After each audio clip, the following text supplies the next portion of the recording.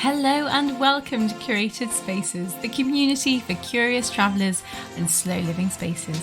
I'm Molly Cooper and this is the podcast that's all about getting you off your phone and out there getting the good times rolling. Join me as I sit down with the founders and owners of boutique spaces to share their journeys as well as the inside scoop from brilliant people doing cool things in travel, design and hospitality. We just launched the brand new Curated Spaces platform, so if under the radar finds and exploring the best that the UK has to offer is a bit of you, then go and check it out and start planning your next staycation now. But I think that's quite enough shameless plugging for one episode, so let's go straight into today's conversation.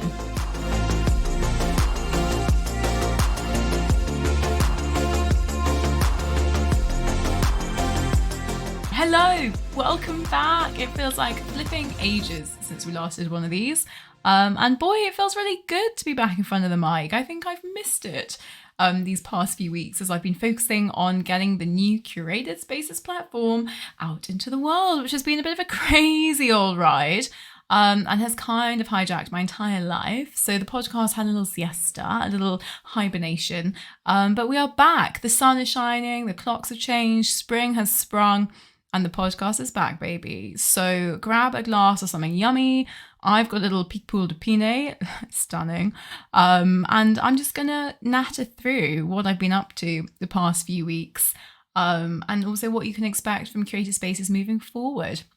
We've also had so many new people joining the gang over the past few weeks. So for all those newbies, for the followers, the subscribers, the new listeners, welcome. You're so welcome. I thought also quite a nice chance to just say hello and to introduce myself in case you haven't met me or you've just pressed play on a random podcast episode. So yeah, my name is Molly. I started working on Curated Spaces about 9 months ago. I just quit my job in tech and I sort of had an itching to do something. I didn't quite know what. And then weirdly, I went away for my parents' wedding anniversary and we just found this like gorgeous little pub in the middle of nowhere. I don't even know where it was, near Malvern or something. And it was golden hour. We played croquet and drank Pimm's, and the founder, or like the owner, was there behind the bar and she was so lovely and she was talking me through like the renovation they just done and how they were going to be adding bedrooms. And it was just an absolutely glorious, like, it's my life a movie moment. And I also love a podcast and thought that maybe there was scope to sort of do a cute little one that would just go around the country and share the stories behind amazing little independently run boutique spaces like that lovely pub. So off I set to start my podcast. And looking back, I didn't have a clue what I was doing. I was incredibly naive. I thought I'll go out, I'll talk to some people, I'll get thousands of listeners and get a fat sponsorship deal and life will be great. Life lesson number one, it's really hard to get podcast listeners, by the way, people. If you're thinking about doing a podcast, definitely do it, but don't quit your job first is what I would say. I think podcasts are an amazing tool. And when I look back over the past 9 months, the number of incredible people that I've met through it and just the complete change in perspective I've got from those conversations is incredible. But saying that, it would have been a lot nicer not to have to stress about, can I afford to like pay my bills this month or can I eat tonight sort of thing. But we live and we learn, and on we went. And I basically started reaching out to lovely little boutique hotels, restaurants with the rooms, members clubs, and just being like, do you want to talk to me on my podcast? It was also smack bang in the middle of summer. So it was like peak busy season. Also, life lesson number 2, don't launch podcasts in your in your guests' busiest time of the year. But some people got back to me and they were super keen and really up for it. So I actually got loads of recordings booked in for sort of September and October. I managed to nab our family car, Penny the Polo, which I learned to drive in, as did my 2 brothers. And she is, you know, she's an old girl, but she gets you from A to B just fine. And off I set in Penny, bought a couple of mics with my Amex points, and drove around the country talking to founders and owners and sort of hearing about their story of bringing a space to life. And to be honest, it really grew. in a much deeper way than I was expecting. I think when I launched it, I thought it would be a lot about, oh, we painted this room blue because ... But actually, a lot of the people I spoke to had really cool stories and passions, and they really cared about not just, the aesthetics or making a space that would be profitable, but creating spaces that would really bring people together, that would do really cool things for their local communities, that would champion local artists, that would really give back to the planet and champion soil health. I can't believe I've had so many conversations on soil health this last year. I didn't think that would happen when I set off to record a podcast, but it was amazing. And just hearing all these incredible people who were really trying to build something a bit bigger than themselves, something that was sort of built to outlive them, that maybe they could pass on to their children, or that would, stand the test of time, and give a little bit of good back into the world. And it was just honestly the most inspiring thing. It was also super eye-opening. So I kind of mentioned it there. I came from tech, where I think there is quite a sort of get rich quick or die trying attitude, especially probably living in London, the rat race, the grind, the hustle. So it was just amazing talking to these people who were thinking, 10 years down the line or 30 years down the line. It just made me really appreciate that you don't have to rush and have really short-term financial goals, but actually you can just be really passionate about something and try and pursue something a little bit longer term with a slightly bigger picture in mind. So it was an incredible shift in perspective, and one that I'm really trying to cling on to now that we are going back into the land of tech. But I'll come back onto that in a second. And I guess by talking to all of these lovely, and I have to just say this, every single person I've spoken to is an absolute angel. They're lovely, they're funny, they're full of life and energy and colour. I think hospitality really attracts a certain type of person. People who'd rather catch up over dinner than WhatsApp. They have that second martini with dinner. They get all their friends down, for a rave in the big manor they just bought before they start the renovations. These are amazing, fun, brilliant people. Anyway, I guess it was through these conversations that I realised that there was a shared frustration, let's say, with booking platforms. And I think we've all been there. You start to think about a holiday, you start to have a scroll. So many options out there. You can never quite find what you're looking for. Is it actually good? Is it just the pictures? Just absolute decision paralysis. The user experience is normally naff. The pics are terrible. There's no fun way to get personalized recommendations, and you just end up getting frustrated, and you just leave it, and then suddenly it's last minute and everything's really expensive. So we've all been there, I think, if you're anything like me. But what I didn't realize was that these platforms are also ripping off the spaces big time. We're talking 26% commission, which is crazy. That's a quarter of their revenue just gone on what is a really naff user experience for both sides. So I kind of felt like there was scope to do something a bit more fun and a bit more fresh. And I'd also had way more people reaching out to me being like, oh, I want to take my mum away for her birthday. Have you stayed here or here? Or I'm thinking about these two spaces that were on your podcast. Which one would you recommend for blah, blah, blah? Which I love. But I was suddenly like, whoa, hold on. How am I the one giving out travel tips? I am so underqualified for this. And it just felt like I could really easily pool my massive Notion database I mapped a load of cute spaces into and turn it into a platform with a really lovely user experience for both sides and offer spaces a much fairer deal. So that was kind of what I set off to do. And this was just before Christmas. So maybe also I had a bit of downtime over the holidays, and I discovered this platform called Bubble. If you haven't tried Bubble and you are the kind of person who's like, I would love to make I've got loads of ideas for an app or a platform or side hustle, but I'm not a coder. I don't know how I get it built. I need to get loads of money. Go and explore Bubble. Honestly, it is so cool. It's a little bit more technical than you think it's going to be. But once you've got your head around it, you have to just kind of think like a robot. But once you've got your head around it, it's actually quite intuitive and it's super logical, and it is so powerful. You can do really cool things with it. And it's just, I think honestly, it's kind of blown my mind. As you can tell, I'm having a bit of a Bubble fangirl moment. But I would honestly say if you've got a bit of spare time, watch some videos. There's a really good one. I'll even pop it in the show notes for you. with this lovely Australian guy called Matt Neary, who's a bit like an Australian Harry Potter in one of the comments. And once you've seen that, you can't really unsee it. Anyway, it's this really cool platform, and I started building out this new booking platform essentially. And then I started testing the platform with Spaces and saying, so what do you think? And get your feedback. And, everyone loved the look of it. They loved the feel of it. And then I sort of asked them, like, what else keeps you up at night? Like, what else is like on your mind? What's something that you're trying to do, or maybe as a faff or a struggle?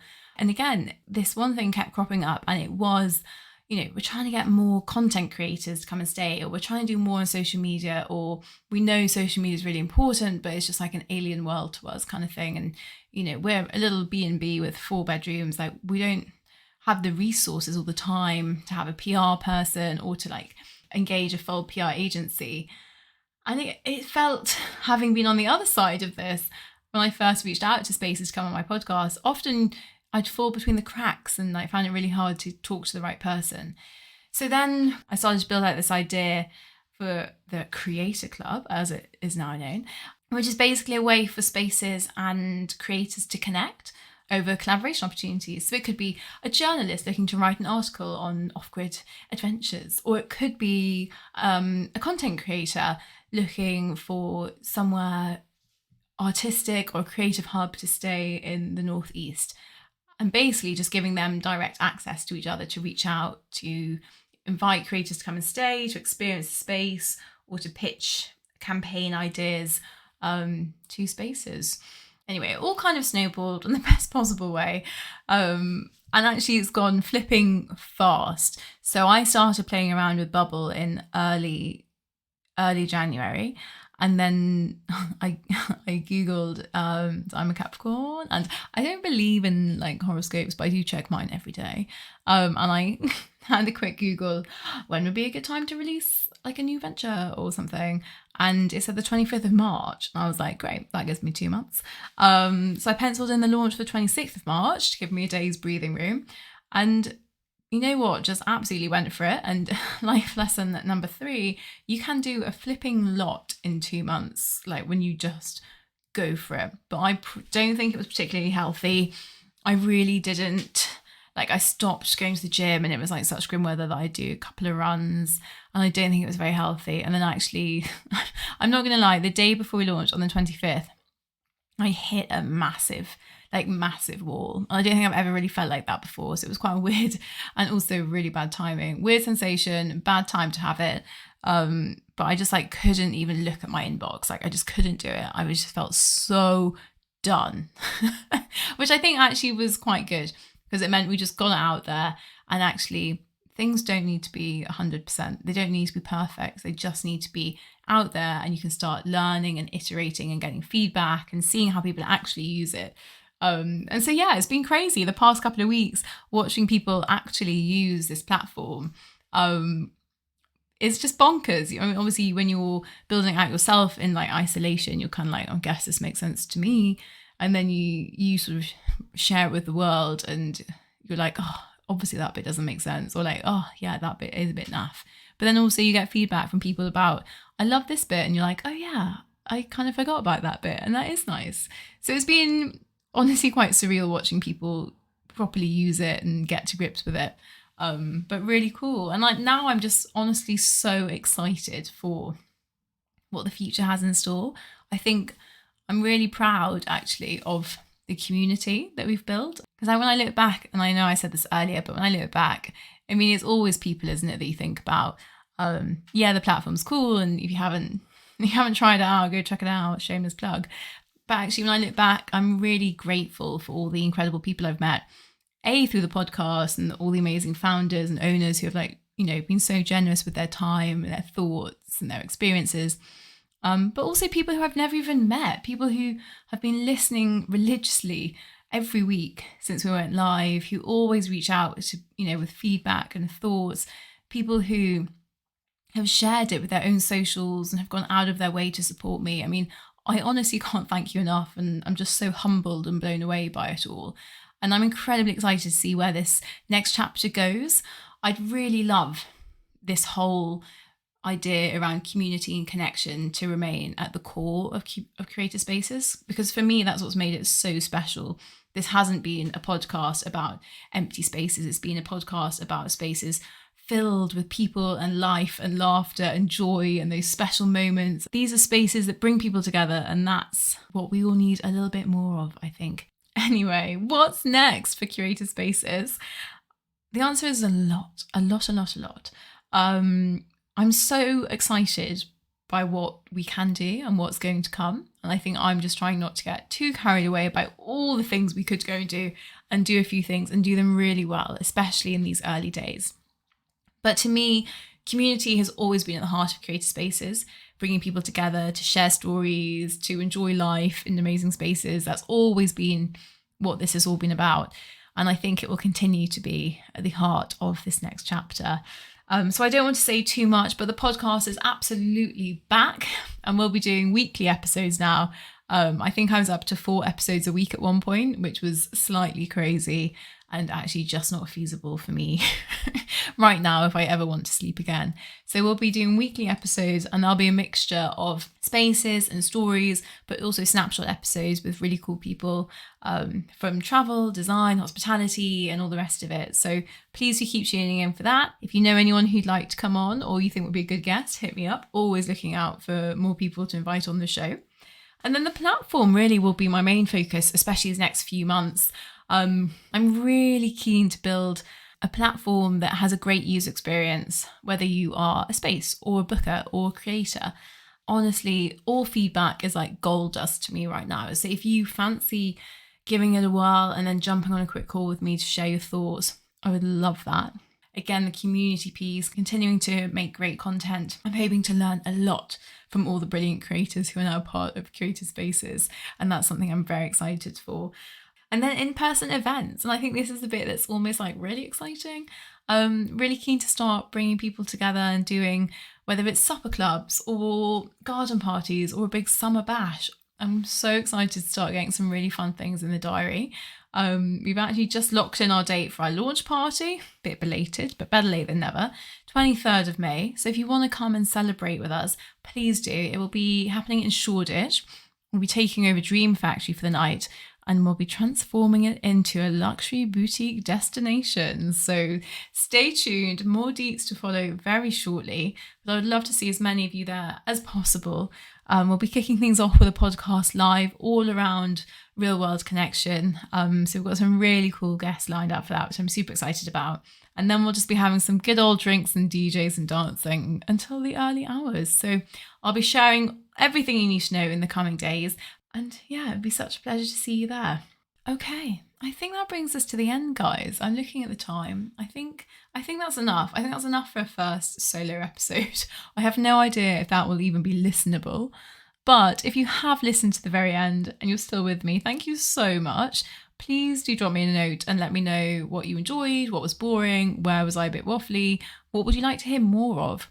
This could become a more regular thing, or if you're like Molly, stick to having guests. That's great feedback and I need to hear it. So please do reach out. I'd love to hear your thoughts. I'd like to just take this opportunity to say such a huge thank you. I can't even begin to tell you from the bottom of my heart, everyone who has come on the podcast, who shared their story and their journey, to the people who tune in and have shared this podcast with their network. And of course, to everyone who's tried the platform out, thank you. I can't tell you how surreal it is to see people actually using it. It's brilliant. Keep it coming. Any thoughts, feedback, glitches, bugs, send them my way. It's all part of the journey. And I'm so excited to see what this next chapter has in store. But thank you. And I'll be back next time, this time with an actual space, for more Curated Spaces.